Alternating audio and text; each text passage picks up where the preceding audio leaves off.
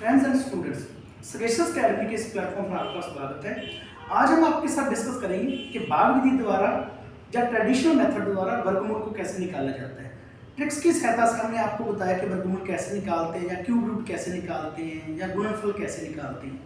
But आपने देखा होगा जब हम बचपन में स्कूल में पढ़ते थे तो हमें 6th, 7th, 8th और 9th या 10th क्लास में वर्गमूल निकालना सिखाया जाता था। उसमें क्या होता था, हम ट्रिक्स नहीं यूज कर पाते थे। हम सिर्फ वर्गमूल जो निकाल सकते थे वो भाग विधि द्वारा निकाल सकते थे, ठीक है। और हमें जो हम स्टेप बाय स्टेप भाग विधि द्वारा वर्गमूल निकालते थे उसके मार्क्स मिलते थे, ना कि आंसर के मार्क्स मिलते थे। अगर हम ट्रिक की वजह से कोई स्टूडेंट अगर उसका आंसर निकाल भी देता था तो जो हमारे मैथ के टीचर होते थे वो हमें मार्क्स नहीं देते थे, ठीक है। तो हम भाग विधि द्वारा वर्गमूल निकालना यहाँ पे सीखेंगे।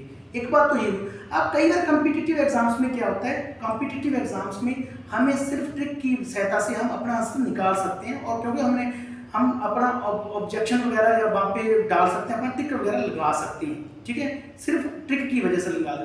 बट यहाँ पे क्या देखना है, यहाँ पे हम भाग विधि द्वारा करेंगे। कई बार क्या होता है कॉम्पिटिटिव एग्जाम्स में स्टूडेंट के पास ट्रिक नहीं याद होती है, स्टूडेंट के पास ट्रिक होती नहीं है, तो वो सिंपल भाग विधि द्वारा अपना आंसर निकाल सकते हैं, ठीक है। जैसे हम कोई भी स्क्वायर ले लेते हैं, किसी भी संख्या का परफेक्ट स्क्वायर ले लेते हैं, ठीक है, ठीक है। तो हम उसमें देखेंगे, जैसे हमने ले लिया 15,129, ठीक है। अब इसको भाग विधि द्वारा वर्गमूल इसका कैसे निकालना है, ये किसी ना किसी का परफेक्ट स्क्वायर है, हम आपको पहले बता रहे हैं किसी ना किसी का परफेक्ट स्क्वायर है। तो हम बताएंगे कि कैसे इसको भाग विधि द्वारा हल करना है, ठीक है। पहले आप इसके पेयर बनाओ, ठीक है, पेयर बना लो इसके, ठीक है, 3 पेयर बनिए। अब एक तो 1 पे जाएगा, एक तो 2 पे जाएगा ना, क्योंकि 2 में तो 4 होता है, तो हम इसको 1 पे हल कर देंगे पहले 1, तो शेष तो हमारे पास 0 है, इसलिए हमें ऊपर से 51 उतारना पड़ेगा, और इसको 1 और 1 प्लस करके यहाँ पे 2 आएगा। अब अगर हम 23 को करते हैं 3 से तो 69 हो जाता है, अगर 22 को 2 से करते हैं तो 44 हो जाता है, ठीक है। तो 22 को अगर हम 2 पे करते हैं तो यहाँ पे 44 हो जाएगा, और शेष हमारे पास कितना बचेगा, 7 बच जाएगा, ठीक है। और ऊपर से कितना उतार देंगे, क्योंकि यहाँ पे जो हमारे पास आएगा वो यहाँ पे 24 आएगा।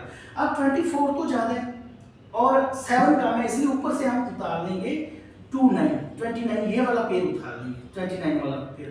अब देखिए अब ये कितने पे जाएगा, अगर हम 245 को 1 से करते हैं, 245 को 1 पे करते हैं 245 आएगा, तो 729 तो बहुत ज्यादा है। 2 पे करते हैं तो ये 484 बन जाएगा, ये भी बात नहीं। 3 पे करके देख लेते हैं, ठीक है, 3 पे करके देख लेते, 3 पे ये बन जाएगा 3 3 9, ठीक है, 3 3 9, 3 चौके 12, ठीक है, एक हमारे पास आंसर हुआ, और 3 दूनी 6 और 1 7, ठीक है। तो ये हम आपको बता देते हैं, ये जो 15,129 था ये 123 का परफेक्ट स्क्वायर था, ठीक है।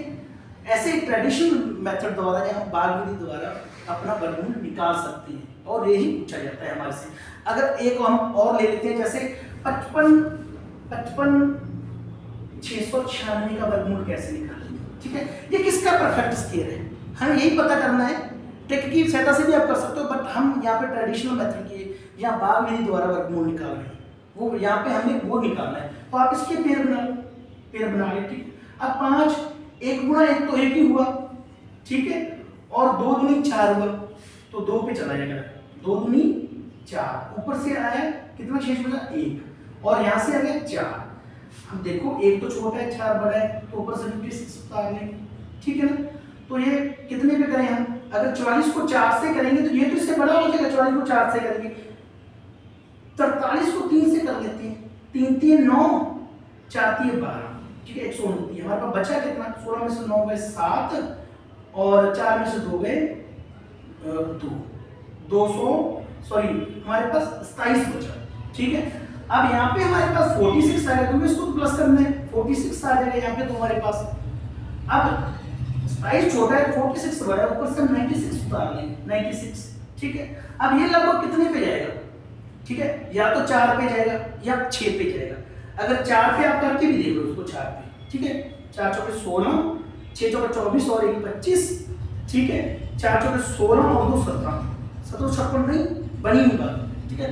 तो अब 4 पे तो नहीं जा रहा कि 6 पे ही जाएगा, 6 पे जाएगा, क्योंकि पीछे लास्ट वाला डिजिट 6 होगी ना, 6 पे जाएगा। 6 36 और 3 39, हमारे पास फिर भी जो बचा हाथ से बचा 3 बचा हुआ हमारे पास 6 चौका 24 और 3 27।